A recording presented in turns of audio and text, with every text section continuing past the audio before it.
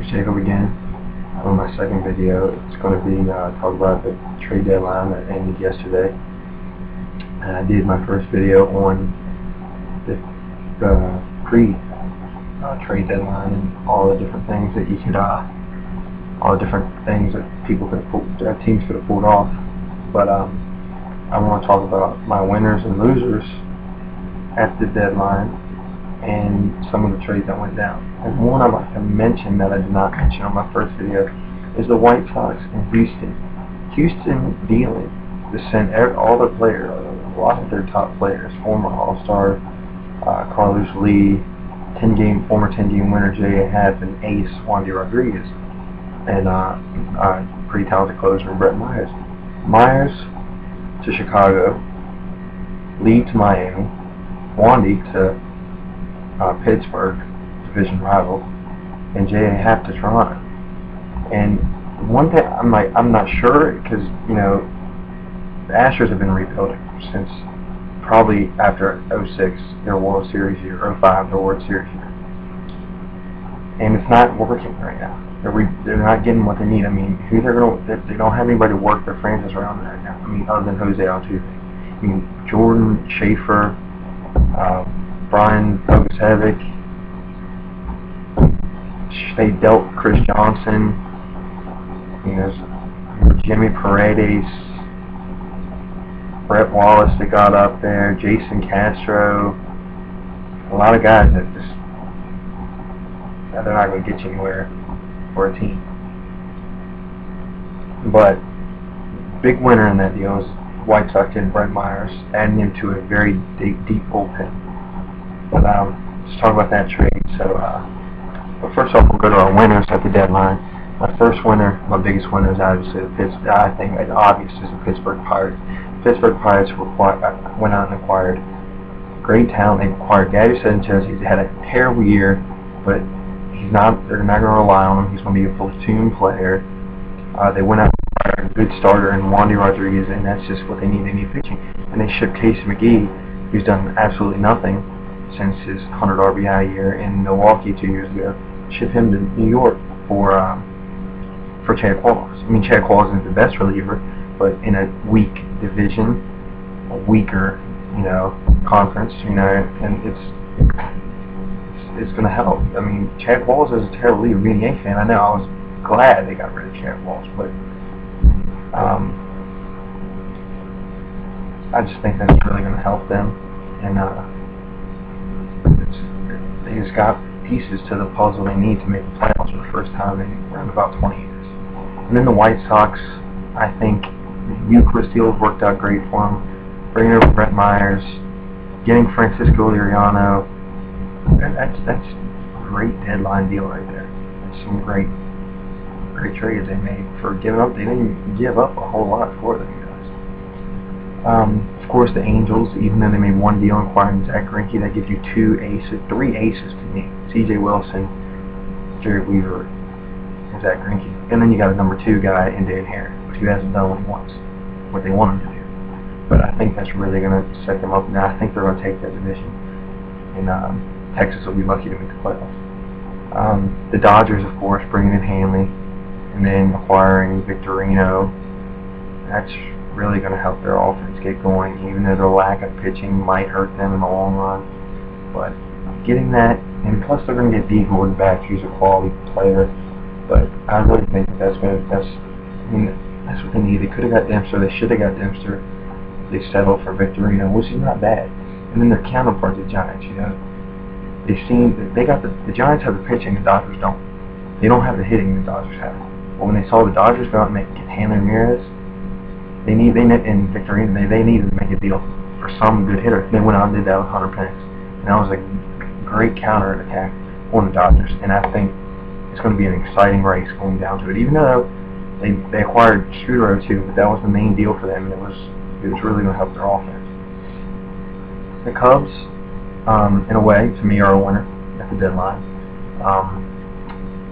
Shipping Dempster for getting some prospects, and possibly still going to ship Soriano away. She got rid of Soto, who's been doing nothing for them. got acquired some prospects in Reed Johnson, Paul Mulholland deal. So the Cubs to me are a winner. And because they're just starting to rebuild after about 2 losing seasons. 3 years ago they were a playoff team. 3-4 years ago. But Houston, this is different. They both are sellers. But Houston has been a seller for 5-6 years. The Cubs not so much. They're just starting to rebuild. Houston, I don't know what's going on there. In Detroit, acquiring Anibal Sanchez and Omar Infante, the second baseman that they very well needed. And that's just going to help them out in the long run. It couldn't hurt them any. It's just going to help them. And I think that was a good deal there. And the Rangers are a winner. They got that second pitcher. They got that second pitcher, the Yu Darvish that they need. In Ryan Dempster. I was very disappointed when the Yankees didn't get him because they talked about they were in the lead for him for about a half hour. They acquired Giovanni Soto to be their backup catcher because they released Torrealba, or designated him for assignment. And I don't know how great of a deal that was because Soto can't hit. But either way, it's not going to hurt that much. We're going to go over the losers. My biggest loser, I think, at the deadline has to be Mondays. Most people say that they're a winner because they did not give up any young pieces to their rebuilding puzzle and not breaking up their team chemistry as well as they've been doing. But I say they needed another bat. They need another bat. They got the young pitching. They got the depth. They need a bat. They need one more piece that's solid, a guy that can hit 25 home runs and hit 280. They don't have the guy like, Cespedes maybe, and Josh Reddick, yeah, he's having a great year. He's playing a little over his head, I think, but there's in the middle of the infield, it's a little weak. Jamal Weeks, Cliff Pennington is a little weak there. Coco Crisp ain't doing what you need him to. Weak first base. I just don't see. Oh, they got George Gutierrez, but St. Louis is another big loser. They got Edward Mujica from the Marlins. They're in a division race, and they did not go out and acquire anything to help them. They need pitching. They need a little bit. I think they're okay with hitting, but they need another pitcher, another arm. The Mets, they're a huge loser simply because they were in the race for so long against the Nationals and the Braves, and they dropped out of it simply because they've been playing terrible after All-Star break and couldn't go out and get nothing. Went out and made no deal to try to increase their chance of making a wild card.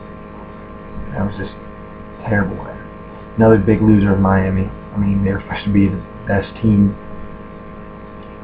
one of the best teams in the league, and they sold. They sold Ramirez, and they get rid of bullpen guy Mujica. They were talking about trading Josh Johnson. They bring in Carlos Lee, which is a pointless deal. They trade future first baseman Gabby Sanchez.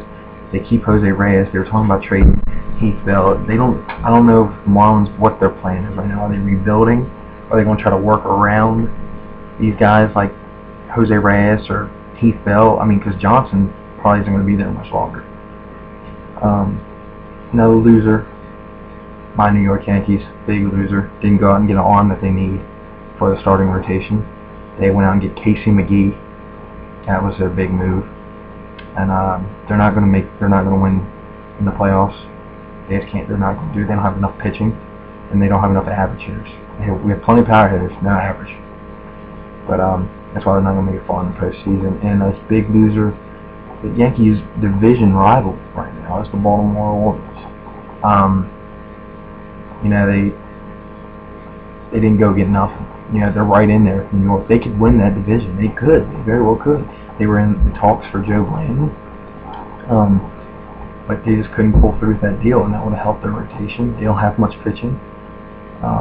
That's why I don't see them making the playoffs now. I think they're falling off. They'll start falling off. Tampa Bay, another one, but they don't have much to work with. You don't want to sell all these young guys. You don't want to give them away. So they're going to stay content right now until the off-season lays them. I don't see them much as a big loser some of the other teams, but they brought in Ryan Roberts. Maybe they'll give him a contract in the off-season, play a little second base. Who knows? But another winner, I think, another team like the Houston, I don't know if they won or not, is the Philadelphia Phillies. Simply because they gave up a lot, and I don't know what they brought in. But anyway, There's my winners and losers at the break.